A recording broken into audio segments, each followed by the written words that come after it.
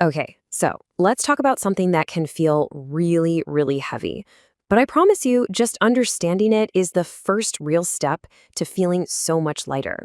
We're going to pull back the curtain on a pattern of behavior that might feel, well, way too familiar. Have you ever been with someone and just felt this constant nagging confusion? Like you're always walking on eggshells, and no matter what you do, you're the one who ends up apologizing. That feeling like, maybe I'm the problem. Maybe I am just too sensitive, or maybe I'm just remembering things all wrong. I need you to hear this, like really, really hear this. It is not you, and you are not imagining things.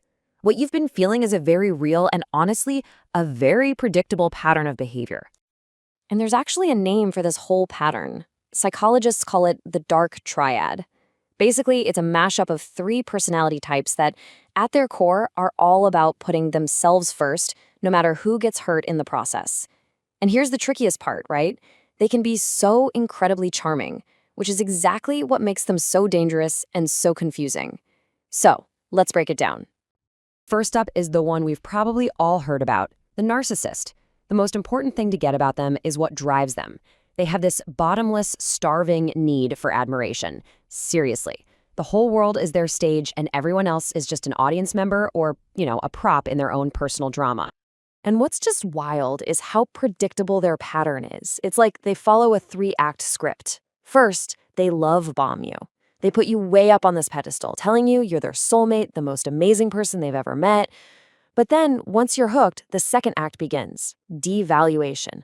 All those compliments, they start turning into little critiques. That pedestal starts to get real wobbly.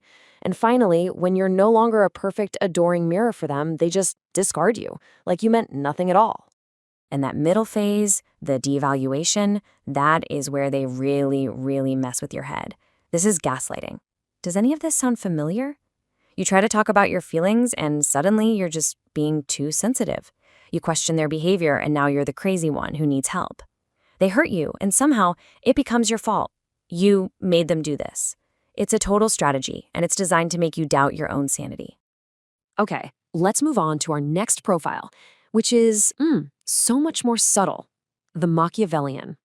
If the narcissist is the loud star of the show, the Machiavellian is the secret puppeteer, the one pulling all the strings from backstage. Their motivation isn't admiration. It's cold, calculated strategic gain. And this lays out the core difference so clearly. A narcissist needs you to know how brilliant they are. They'll throw a huge tantrum just to win an argument. The Machiavellian, they could not care less about the spotlight. In fact, they avoid it. They want to win without anyone ever even knowing that was a game being played. Their manipulation is all for a real, tangible reward, like a promotion or money or power. So what does this actually look like in real life? Well, it's that coworker who gives you helpful advice that just happens to lead you straight into a trap, conveniently opening up a spot for them. It's that friend who, when you share amazing news, immediately finds a way to poke a hole in it. Oh, you got engaged? Well, good luck once the boring part starts.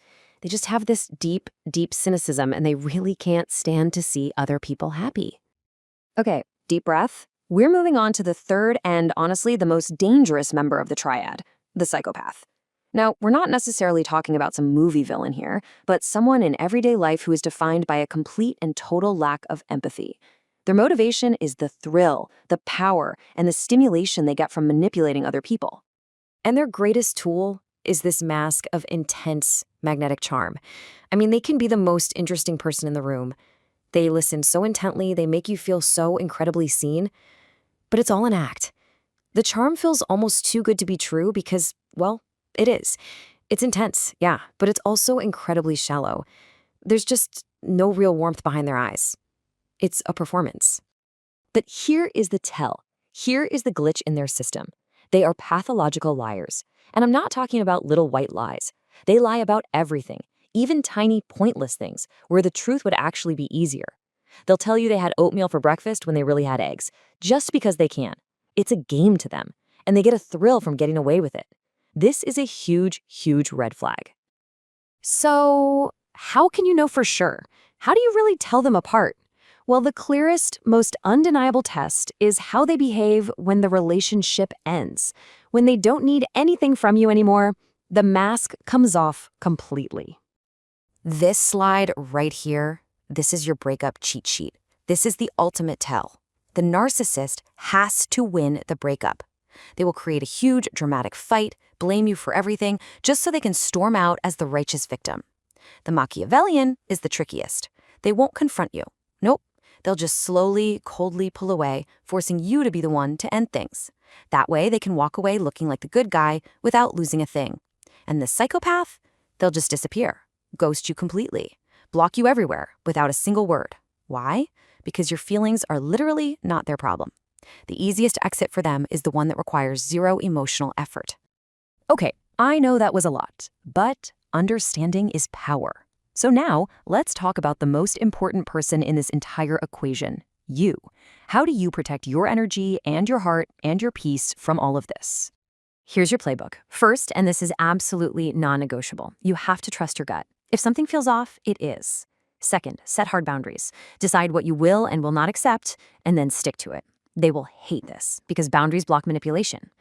And most importantly, you have to refuse to play their games. Don't argue, don't jade, justify, argue, defend, or explain. The only way to win their game is not to play. And that often means creating distance, or in a lot of cases, just going completely no contact. I really want to leave you with this, and I need it to sink in. The problem is not you. Your love, your kindness, your empathy, these are beautiful, powerful things, but they cannot fix a person who is wired to hurt you. You are not a rehabilitation center for someone else's personality disorder. At the end of the day, your peace is the prize. It is the most valuable thing you have. Please protect it at all costs.